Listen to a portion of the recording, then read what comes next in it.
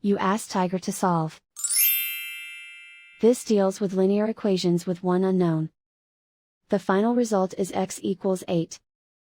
Let's solve it step by step. Group all constants on the right side of the equation. Subtract 9 from both sides.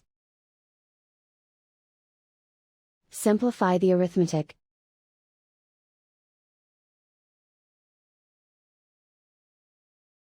Isolate the x.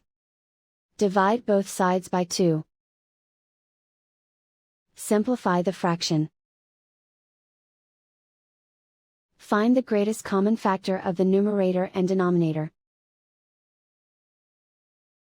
Factor out and cancel the greatest common factor. And so the final result is x equals 8.